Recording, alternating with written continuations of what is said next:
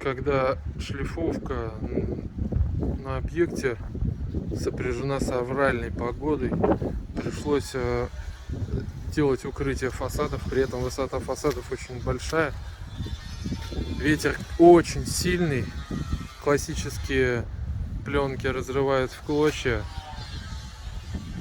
толстые фасадные пленки парниковые держатся, но из-за большой высоты объекта не хватает их, и приходится делать вот такие вот упрощающие конструкции.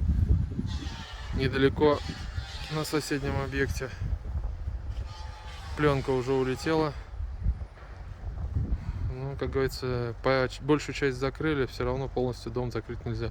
Если погода будет ухудшаться, придется приостанавливать работу и делать консервацию.